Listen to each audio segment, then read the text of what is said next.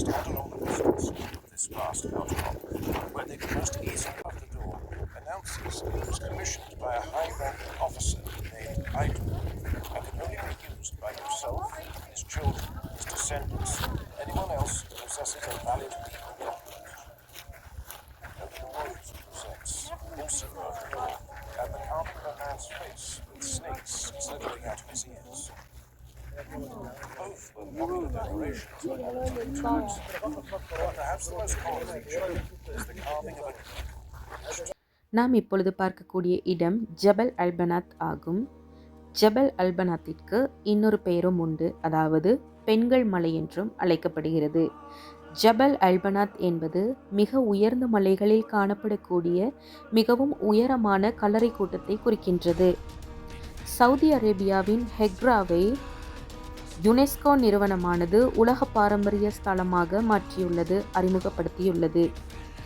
அல்லுல்லாவிலிருந்து 22 கிலோமீட்டருக்கும் குறைவான தொலைவில் கரடுமுரடான மற்றும் அழகிய பாலைவன பள்ளத்தாக்குகளின் மத்தியில், மலைப்பகுதிகளுக்கு மத்தியில் இந்த ஜபல் அல்பனாத் என்ற கல்லறை கூட்டமானது கட்டப்பட்டு உள்ளது.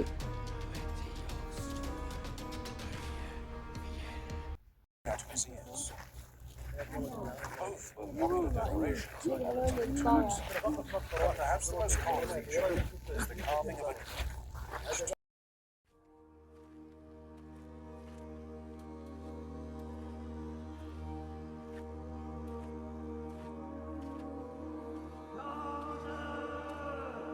இப்பொழுது நாம் பார்க்கக்கூடிய இடமானது பண்டைய காலத்தில் மக்களுக்கு தண்டனை கொடுப்பதற்காக இந்த அறையில் போட்டு இங்கு சில விஷப்பாம்புகளை உள்ளே வைத்து அந்த பாம்புகள் அவர்களை தீண்ட வைத்து அதன் மூலம் அவர்களை மரணிக்க செய்து இந்த இடத்தில் அவர்களை புதைத்து விடுவார்கள்.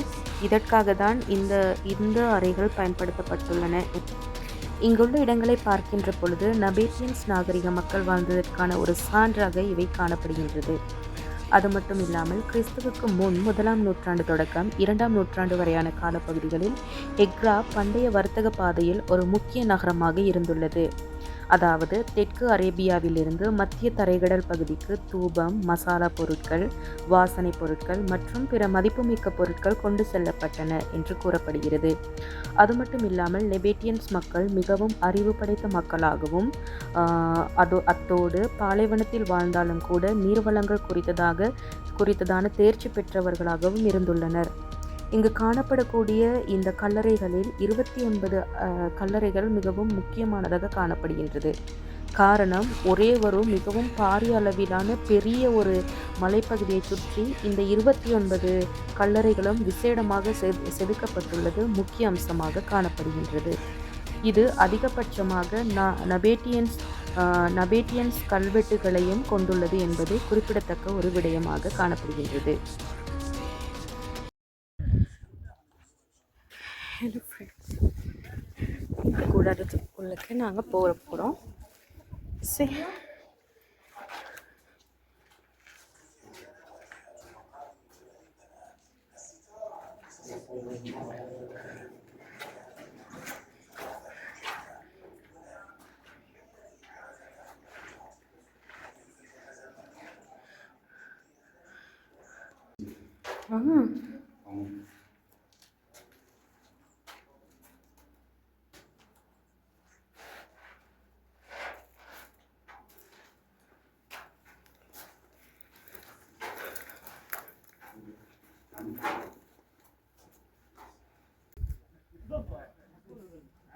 الله اعلم كان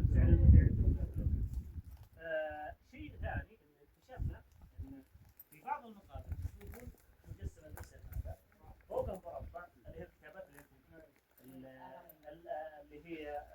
تشبه العبريه. هذه لغتهم، هذه احنا نسميها اللغه النبطيه، لانها هي تترجم للغه العربيه وتكتب من اليمين لليسار، مصطلحات مستخدمه مصطلحات عربيه.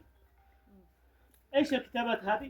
معلومات عن المقبره هذه، اسم صاحب المقبره، اسم النحات اللي نحت المقبره هذه، الاشياء التحذيريه زي كذا انه ممنوع دخول المقبره هذه من الاخير. فاكتشفنا ان طريقه نطقهم الاسماء هي نفس الطريقه اللي ننطق فيها اسماء عبد الله الحارث.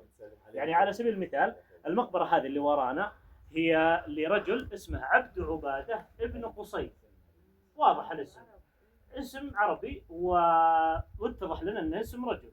فيه مقبره ثانيه مرينا من جنبها قبل شوي، الواحده اسمها ربوش بنت الحارث، في مقبره ثانيه لكم بنت وائله وابنه الى اخره. على سبيل المثال احنا لقينا مقبره سنه 2008 بدا التنقيب عنها، او سنه 2009 بدا التنقيب عنها الى سنه 2011 انتهوا منها، لقوا داخل ها